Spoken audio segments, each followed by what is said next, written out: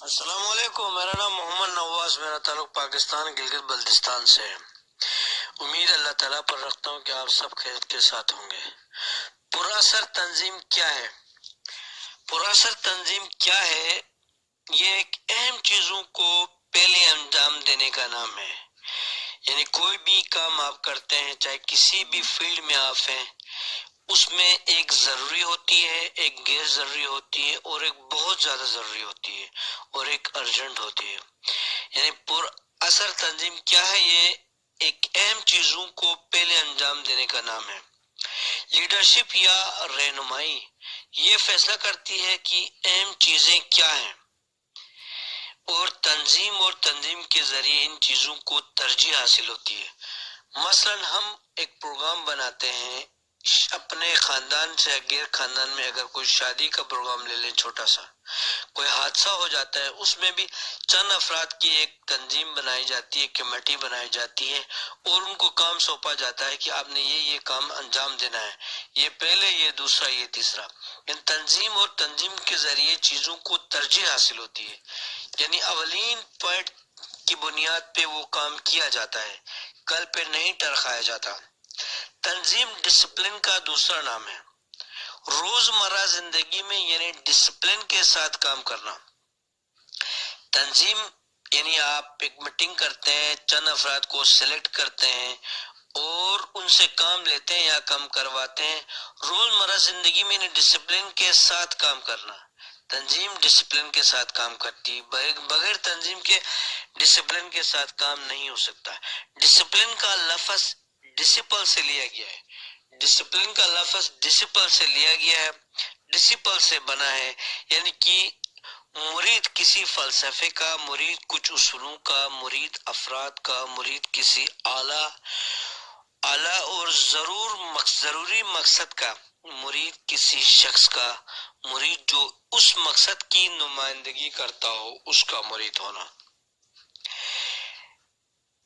دوسرا بتاتا ہوں میں آپ کو جی، دوسرے لفظوں میں اگر آپ مؤثر منتظم ہیں، منتظم کہیں یا مینیجر کہیں یا ذمہ دار افسر کہیں، تو پھر آپ کا ڈسپلن آپ کے اپنے اندر سے ہی جھلکتا ہے، برآمد ہوتا ہے، نظر آتا ہے، اور اس کا تعلق آپ کے خود مختار ارادے کے ساتھ ہوتا ہے۔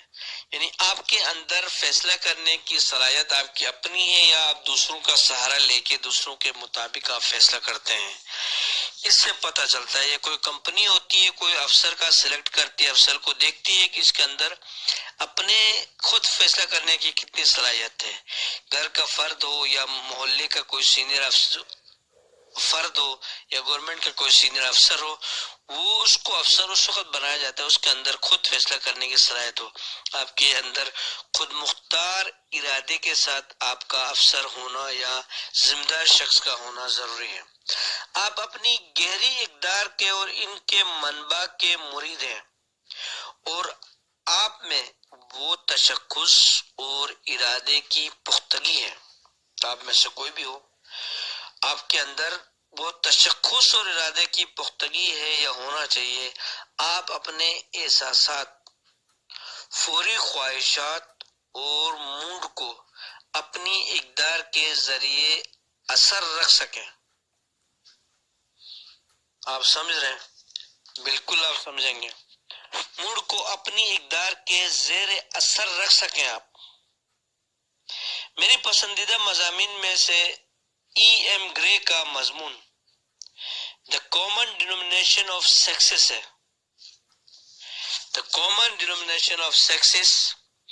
گرے نے اپنی ساری عمر ایک خاص عنصر کی تلاش میں گزار دی جو تمام کامیاب لوگوں میں پایا جاتا ہے، لیکن کامیاب لوگوں کو خود پتہ نہیں ہوتا ہے، بعض جگہ یہ عنصر ان کے اندر پایا جاتا ہے، یا قدرتی نیچرلی ان کے اندر ہوتا ہے، جو ان کو پتہ نہیں ہوتا کہ یہ عنصر ہے کیا، لیکن ان کے اندر ہوتا ہے۔ اس کی تحقیق کے مطابق نہ تو یہ محنت تھی، نہ خوش قسمتی، نہ ٹھوس انسانی تعلقات۔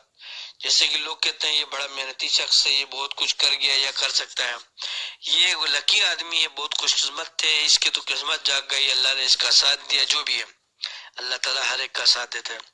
یعنی خاندان کے یعنی بہت مضبوط تعلقات بھی اس کے عنصر میں شامل نہیں ہیں، گو کہ یہ تمام اپنی اپنی جگہ پر بہت اہم چیزیں ہیں۔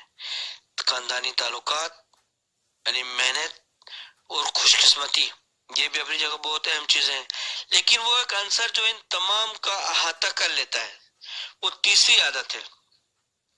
آپ سمجھ رہے ہوں گے، تیسری عادت ہے، میں آپ کو بتانے اور سمجھانے کی پوری کوشش کرتا ہوں، یعنی اہم چیزیں پہلے کرنا۔